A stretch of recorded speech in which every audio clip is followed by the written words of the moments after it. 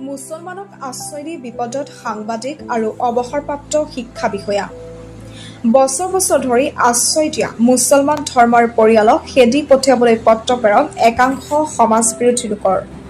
সমন্বয়ৰ মিলনভূমি ঢিঙৰ তলিবৰ সোণাৰী গাঁৱত সংঘটিত হৈছে নিৰ্লজ্জ ঘটনা।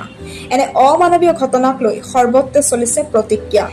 হয়, পুনৰ মানৱ সমাজ লজ্জানত হ'ল এইখন অসমত। মুছলমান লোকক আশ্ৰয় দিয়াৰ বাবেই গাঁৱৰ ৰাইজৰ ৰোষত জ্যেষ্ঠ সাংবাদিক আৰু অৱসৰপ্ৰাপ্ত শিক্ষা বিষয়া। সুদীৰ্ঘ ২৫ বছৰ আগত বিহাৰৰ পৰা ঢিঙলৈ আহিছিল এটা বিহাৰী পৰিয়াল। পৰিয়ালটোৰ মুৰব্বীগৰাকীৰ নাম ৰফিক আহমেদ, পেছা লেপ তুলি আদি বনোৱা। এই দৰিদ্ৰ পৰিয়ালটোৰ অভাৱত অ'ত ত'ত অঘৰীৰ বসবাস কৰি আছিল। কিন্তু ৰফিক আহমেদৰ মেধাৱী তিনি সন্তানৰ ভৱিষ্যতৰ কথা চিন্তা কৰি ঢিঙৰ জ্যেষ্ঠ সাংবাদিক কৰুণা বৰাই এই নিৰাশ্ৰয় পৰিয়ালটোক তলিবৰ সোণাৰী গাঁৱৰ তেওঁৰ নিজৰ পুৰণা ঘৰত আশ্ৰয় দি মহানুভৱতাৰ পৰিচয় দিয়ে। এই দৰিদ্ৰ পৰিয়ালটো বিগত ৩টা বছৰে সুশান্তিৰে বসবাস কৰি আহিছে। বৰ্তমান ডাঙৰ পুত্ৰ স্নাতক দ্বিতীয় ষান্মাসিকৰ ছাত্ৰ, কন্যা সন্তান উচ্চতৰ মাধ্যমিকৰ প্ৰথম বৰ্ষৰ ছাত্ৰী আৰু সৰু পুত্ৰ প্ৰাথমিক বিদ্যালয়ত অধ্যয়নৰত।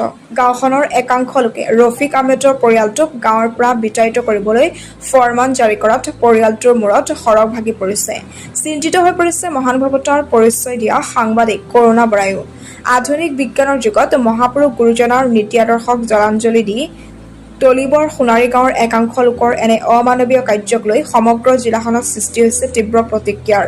উল্লেখ্য যে তলিবৰ সোণাৰী গাঁৱত পথাৰত কৃষিকাৰ্যৰ বাবে অস্থায়ীভাৱে বসবাস কৰা আন দুটা পৰিয়ালকো গাঁওখনৰ পৰা খেদি পঠিয়াবলৈ গাঁওখনৰ অৱসৰপ্ৰাপ্ত শিক্ষা বিষয়া সোমেশ্বৰ কেওট আৰু সনীল শইকীয়া নামৰ আন এজনকো অনুৰূপ পত্ৰ প্ৰেৰণ কৰি ভাবুকি প্ৰদান কৰিছে এটা সাম্প্ৰদায়িক তথা মুছলমান বিৰোধী শক্তিয়ে। অকল এয়াই নহয়, বিগত ৭ বছৰে অৱসৰপ্ৰাপ্ত শিক্ষা বিষয়াৰ ভূমিত অস্থায়ীভাৱে বসবাস কৰা এই পৰিয়ালটোৰ বাসগৃহও জ্বলাই দিছিল একাংশ দুষ্কৃতিকাৰীয়ে।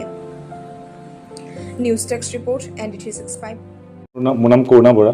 তলিবৰ সোণাৰী গাঁৱত আমাৰ এখন ঘৰ আছে। এই ঘৰখন এনেই তাতে পৰি আছিলে। এটা পৰিয়াল ইয়াৰে বিহাৰী মুছলমান পৰিয়াল এটা, তেওঁলোকে ধুনি কাম কৰে, লেপ তুলি তুচক এইবিলাক বনায়। তেওঁলোকৰ আশ্ৰয়হীনভাৱে ইয়াতে আছিলে, ঢিঙতে অ'ত ত'ত পৰি থাকে। মই তেওঁলোকক আশ্ৰয় দিবৰ কাৰণে, আমাৰ ঘৰৰ ফালৰ পৰা আশ্ৰয় দিবৰ কাৰণে মোৰ মায়েও প্ৰায় 3 বছৰমানৰ আগতে আমি তেওঁক আমাৰ ঘৰত আশ্ৰয় দিছিলোঁ। তোমালোক ইয়াতে থাকা, ঘৰখন চোৱা মেলা কৰিবা আৰু নিজৰ কাম কৰি যোৱা। ঠিক তেনে 3 বছৰ পাৰ হৈ গ'ল, কিন্তু এতিয়াহে কোনো দুষ্কৃতিকাৰী, কোনো সমাজ বিৰোধী চক্ৰৰ কবলত পৰি পেলাই ঢিং তলিবৰ সোণাৰী গাঁও ৰাইজে যোৱাকালি মোলৈ এখন চিঠি পঠাইছে। যদি সেই মানুহঘৰক যদি মই তাৰ পৰা বিতাড়িত নকৰোঁ, তেনেহ'লে তেওঁলোকে মোৰ ওপৰত বিহিত ব্যৱস্থা ল'ব বুলি তেওঁলোকে সেই চিঠিখনত দি পেলাই মোক ভাবুকি প্ৰদান কৰিছে। কাৰণ তেওঁলোক মুছলমান মানুহ বুলি তেওঁলোকে কৈছে, কিন্তু সেই ঘৰ হৈছে বিহাৰী মুছলমান মানুহ, বিহাৰৰ মানুহ। কিন্তু তেওঁলোকক ওপৰত তেনেকৈ এটা নিৰ্বাসিত কৰিবৰ কাৰণে মোক প্ৰেছাৰাইজ কৰি আছে, মোক চাপ প্ৰয়োগ কৰিছে। কিন্তু গাঁৱৰ ৰাইজ আচলতে এনেকুৱা নাছিলে। কোনো দুষ্কৃতিকাৰী, কোনো সমাজ বিৰোধী চক্ৰৰ কবলত পৰি পেলাই তেওঁলোকে মোক এনেকুৱা এখন চিঠি দিছে বুলি মই ভাবোঁ।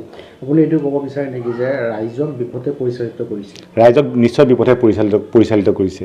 কাৰণ সেইখন গাঁৱৰ ৰাইজক মই ভাল পাওঁ, ৰাইজে মোক সন্মান কৰে, ময়ো ৰাইজক সন্মান কৰোঁ। তেওঁলোকক মই নিজৰ অভিভাৱক হিচাপে তেওঁলোকক মই ভাবোঁ। কিন্তু কোনো সমাজ বিৰোধী চক্ৰৰ কবলত পৰিয়ে তেওঁলোকে এইটো কৰিছে, আৰু তেওঁলোকে এইটো কৰিব নালাগিছিলে। কাৰণ তেওঁলোকে গাঁৱত চুৰি কাৰ্য কিছুমান সংঘটিত হৈ আছে। মই ভাবোঁ ইয়াক গাঁৱৰ কোনোবা মানুহে কৰি আছে, কিন্তু তেওঁলোকে কোনোবা মুছলমান মানুহে সেয়া চুৰি কাৰ্য কৰিছে বুলি গাঁৱত পথাৰত দুঘৰ মুছলমান মানুহ আছিলে, তেওঁলোককো তেওঁলোকে খেদি পঠালে, ঘৰ চৰ জুই লগাই দিলে সেই দুষ্কৃতিকাৰী চক্ৰটোৱে। আমাৰ ঘৰতো সেই নিমাখিত পৰিয়ালটো আছে। সেই নিমাখিত পৰিয়ালটোক আমি তেনেকৈ আশ্ৰয় দিছিলোঁ। তেওঁলোকৰ কেও কিছু নাই। গতিকে মই ভাবোঁ মোৰ এইটো ভুল হ'ব নোৱাৰে, কিন্তু তেওঁলোকে সাম্প্ৰদায়িক মনোভাৱ পোষণ কৰি পেলাই সেই পৰিয়ালটোক ঘৰৰ পৰা বিতাড়িত কৰি আমাৰ ঘৰৰ পৰা নিৰ্বাসিত কৰিবলৈ মোক চাপ প্ৰয়োগ কৰিছে। কিন্তু এইটো এটা কথা ক'লে যে যদি বিতাড়িত নকৰে যে বিহিত ব্যৱস্থা গ্ৰহণ কৰিব। কি ব্যৱস্থা গ্ৰহণ কৰিব? তেওঁলোকে কি ব্যৱস্থা গ্ৰহণ কৰিব? তেওঁলোকে হয়তো মোক সমাজৰ পৰা এলাগ কৰিব, নহয় তেওঁলোকে আমাৰ ঘৰ দুৱাৰ ভাঙি দিব। ঠিক তেনেকুৱা নিচিনা হয়তো তেওঁলোকে বিহিত ব্যৱস্থা গ্ৰহণ কৰিব। তেওঁলোকে কৰক, তেওঁলোকে যি ব্যৱস্থাই গ্ৰহণ কৰক। মই এনেকুৱা নিৰাশ্ৰয় মানুহে এঘৰক যদি আশ্ৰয় দিবৰ কাৰণে তেওঁলোকে এইটো ব্যৱস্থা অৱলম্বন কৰক। মই তেওঁলোকে যদি ভাবিছে মোৰতো ভুল হৈছে, মই এনেকুৱা 100বাৰ ভুল কৰিম। কোনোবা নিৰাশ্ৰয় মানুহক আশ্ৰয় দিবলগীয়া কাম মই 100 বাৰ কৰিম। গতিকে মই এইটো তেওঁলোকক কেতিয়াও নিৰ্বাসিত নকৰোঁ, তাৰপৰা বিতাড়িত নকৰোঁ, তেওঁলোকক মই খেদি নপঠাওঁ। ৰাইজে যদি যি ব্যৱস্থা কৰে মই সেয়া ব্যৱস্থা মোৰ পাতি ল'বলৈ সাজু আছোঁ। এই পৰিয়ালটো কিমান বছৰ ধৰি আছে আপোনাৰ ঘৰত? প্ৰায় 3 বছৰ ধৰি পেলাই মানে পৰিয়ালটো আমাৰ ঘৰত আছে। ইমান দিনে কোনো অভিযোগ নাই। কিন্তু এতিয়া এই বৰ্তমান এই 1 মাহত কি হৈ গ'ল, তেওঁলোকে এতিয়া মানে পৰিয়ালটোৰ ওপৰত তেওঁলোকে মানে বিশুদ্ধাৰ প্ৰকাশ কৰিছে। আৰু এইটো এছাম মানে মই আকৌ কৈছোঁ যে সমাজ বিৰোধী এটা চক্ৰ এটাত জড়িত হৈ আছে। মোৰ নাম হোমেশ্বৰ কেওট। মই এজন অৱসৰপ্ৰাপ্ত শিক্ষা বিষয়া বিও আছিলোঁ। মই আছিলোঁ মৰিগাঁৱৰ পৰা মই গহপুৰৰ পৰা ৰিটায়াৰ হ'লোঁ। মোৰ অলপ সম্পত্তি আছে, মাটি বাৰী আছে। মই অসুখীয়া, মই এজন হাত অপাৰেশ্যন কৰা মানুহ। মোৰ মাটি বাৰী আছে যথেষ্টখিনি। মই এজন মানে এই মুছলিম মানুহ এজন খেতিয়ক মানুহ, মোৰ মাটিতে বহাই দিছোঁ। মই যদি সৰুকৈ চালি এখন দি পেলাই ৰাখিছোঁ তেওঁক, কাৰণ ৰ'দ বতাহে তেওঁ থাকিব লাগিব, তাত কৃষি কৰ্ম কৰিব লাগিব। কিন্তু এক শ্ৰেণীৰ দুষ্ট চক্ৰই মোৰ এই মানুহজনৰ যিখন চালিঘৰ আছিল, চালিঘৰখন জ্বলাই দিছে। মানুহৰ ক্ষতি হোৱা নাই, মুৰ্গী কেইটামানো মৰিছে, তেনেকৈ জীৱ জন্তু তেনেকৈ হেৰি হৈছে, মুৰ্গী মৰিছে। আজি 2 মাহমানৰ আগত জ্বলাই দিলে। কিন্তু আমাৰ বৰ্তমান মানে মোক ৰাইজে ক'লে, আমাৰ গাঁৱৰ ৰাইজে ক'লে যে হেৰি কৰক, তেওঁক ঘৰৰ পৰা অহা যোৱা কৰিবলৈ দিয়ক, ৰাতি থাকিব নালাগে। ময়ো সেইমতে ঘৰৰ পৰা অহা যোৱা কৰিবলৈ দিলোঁ। ঘৰৰ পৰা অহা যোৱা কৰাৰ পিছতো সেই ঘৰটো জ্বলাই দিলে। এতিয়া মই তাৰমানে চালি এখন আকৌ বনাই তেওঁক থাকিবলৈ দিছোঁ। যিহেতু ৰ'দে বতাহে মানুহে কৃষি কৰ্ম কৰা মানুহ অকণমান জিৰাব লাগিবতো। কিন্তু তেওঁক এটা কিছুমান দুষ্ট চক্ৰই মানে তেওঁক উঠাবলৈ বহুত যত্ন কৰি আছে। কালি ৰাইজৰ পৰা এখন পত্ৰ আহিছে যে আপুনি মানুহজন তাৰপৰা খেদি দিয়ক। মই কৈছোঁ যে কৃষি কৰ্ম কৰা মানুহ মোক কোনে খেতি কৰি দিব? যদি কোনোবাই মোৰ কৃষি কৰ্মৰ দায়িত্ব লয়, ঘৰত কাম বনৰ দায়িত্ব লয়, তেনেহ'লে মই মানুহজন পঠাই দিম। কিন্তু মোক তেনেকৈ চিঠি এখন দি থৈ গৈছে, চিঠিখন আপোনালোকক অৱগত কৰাইছোঁ। গতিকে আমাৰ কথা হ'ল, ইয়াততো জাতিভেদৰ কথা নাহে। কৃষি কৰ্ম কৰা মানুহ হিন্দু হওক মুছলিম হওক, আমি একেলগে ভাই হিচাপে আছোঁ। একেলগে ভাই হিচাপে থকাৰ পিছতো মই তেওঁ খেতি বাতি কৰি আছে, তেওঁতো ইয়াত অসুবিধা কৰা নাই। তেওঁতো কোনো চুৰ ডকাইত কৰা মানুহ, যিজন মানুহ আছে একেবাৰে নিমিষ, মানে অলপ বয়সস্থ, এই ভাল মানুহ আৰু। এই তেওঁ ৱাইফ থাকে আৰু তেওঁ বয়স মই 60-65 বছৰ হৈছে। এতিয়া মানে হয়, মই আৰক্ষীক কাষ চাপিছিলোঁ, আৰক্ষীক অৱগত কৰাইছিলোঁ, আৰক্ষী আহি চাই গৈছিলহি। তেওঁৱে পৰামৰ্শ দি থৈ গৈছে তেওঁক যে হেৰি ঘৰটো আপুনি চালি এখন বনাওক, বনাই পেলাই ইয়াতে কৃষি কৰ্ম কৰি থাকক। এতিয়া আপোনাক যিখন পত্ৰ দিলে, হয়, তাত কি উল্লেখ কৰিছে? তাত উল্লেখ কৰিছে যে ইয়াত বাহিৰৰ বা অজাতি মানুহ থাকিব নোৱাৰিব,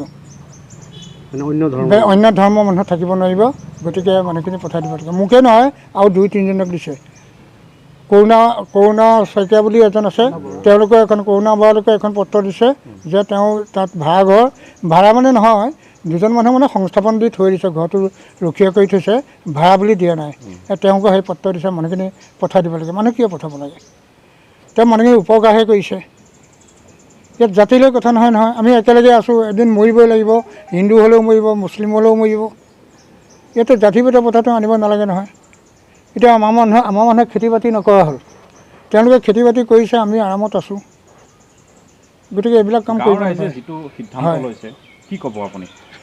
মই সিদ্ধান্ত যিটো ল'ব, মই তেখেতসকলক এটা কথাই ক'ব খোজোঁ, কাৰণ সকলো মানুহখিনি খেদি দিয়া মন নাই। কিন্তু 2-এজনৰ পৰিচালনাত পৰি তেওঁলোকে মানে 2-এজনে পৰিচালনা কৰি তেওঁলোকক মানে বুৰ্বক বনাই পেলাইছে। গতিকে মই কৈছোঁ যে আপোনালোকে এইটো কথা বাদ দিয়ক, আমাক কৃষি কৰ্ম কৰিবলৈ দিয়ক। গতিকে যদি আপোনালোকে নকৰে, সেইকাৰণে আমি এইটো বাহিৰা মানুহে আনি কৃষি কৰ্ম কৰাম। আমিতো কিবা এটা খাই জীয়াই থাকিব লাগিব। আমি নিজেও কৰিব নোৱাৰোঁ, কিন্তু আনে কৰিলেও কিয় চকুব?